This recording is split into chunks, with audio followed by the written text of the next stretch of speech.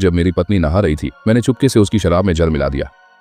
यह जहर बिना रंग और स्वाद का होता है, बस इंसान के पीने के कुछ घंटों बाद उसका दिल धड़कना बंद कर देता है और कोई भी निशान नहीं छोड़ता। इसके सारे लक्षण दिल का दौरा पड़ने जैसे ही होते हैं। इसके बाद मैंने खुद को शांत दिखाने की कोशिश करते हुए शराब अपनी पत्नी को दे दी, लेकिन दिल में फिर भी घबराहट थी। आखिरकार यह पहली बार था जब मैं किसी को मारने जा रहा था, और वह भी मेरी कानूनी पत्नी को। पत्नी को किसी तरह का शक न हो, इसके लिए मैंने खुद फैल करके उसे एक चुंबन दिया। मैं अच्छी तरह जानता हूँ कि बूढ़ी महिलाएं इस तरह की अस्पष्टता बर्दाश्त नहीं कर सकती। इसके बाद मैंने कोई बहाना बनाया और वहाँ से मुड़कर चला गया, लेकिन असल में मैं चुपचाप एक कोने में छिप गया, क्योंकि मुझे आईने के जरिए अपनी पत्नी को जहर मिली शराब पीते हुए अपनी आंखों से देखना था। वाकई कुछ घंटों बाद ही पत्नी को दिल का दौरा पड़ा और वह बेहोश हो गई। सच कहूं तो मेरे दिल में थोड़ी सी उदासी जरूर थी। आखिरकार वह अपनी जिंदगी में हमेशा मुझसे बहुत प्यार करती थी और अक्सर मुझे कोई न कोई अप्रत्याशित खुशी देती रहती थी, लेकिन उसका दबंग स्वभाव मुझे कभी कभी बर्दाश्त नहीं होता था। कई मामलों में मैं अपनी राय नहीं रख सकता था, जो भी करना होता वही तय करती थी, और अगर मैं उसकी बात न मानूं तो वह मुझ पर बुरी तरह बरस पड़ती और अपमानित करती थी। मुझे लगता था कि मेरी जिंदगी बेकार है, लेकिन फिर भी मैं इस आरामदायक जीवन को छोड़ने का मन नहीं बना पाया, जिसे पाने का सपना न जाने कितने लोग देखते हैं। फिर एक दिन मेरी मुलाकात एक जवान और खूबसूरत लड़की से हुई। उसका नाम कारा था। वह बहुत कोमल, समझदार और ध्यान रखने वाली थी।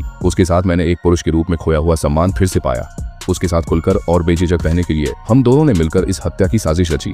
अब हमें नतीजे का इंतजार करना था। अगर शव परीक्षण बिना अड़चन पूरा होता तो मैं अपनी पत्नी की अरबों की संपत्ति का वारिस बन जाता, फिर कारा के साथ अपनी जिंदगी का बेहतरीन दूसरा हिस्सा जी सकता था। लेकिन जब हम दोनों अपने सुनहरे भविष्य के सपने देख रहे थे, तभी पुलिस फोन कॉल हमारे सारे सपनों को चकनाचूर कर गया। असल में अभी अभी मेरी पत्नी की लाश मुर्दा घर से अचानक गायब हो गई थी। यह खबर सुनते ही मैं और कारा वहीं के वहीं सन्न रह गए। कारा ने अंदाजा लगाया, कहीं हमारी योजना का भंडाफोड़ तो नहीं हो गया। क्या पुलिस को पता चल गया है कि असली हत्यारा मैं हूँ? कुल मिलाकर तरह तरह के शक हमारे दिमाग में आ रहे थे, लेकिन मुझे पूरा यकीन था कि मुझसे कोई गलती नहीं हो सकती।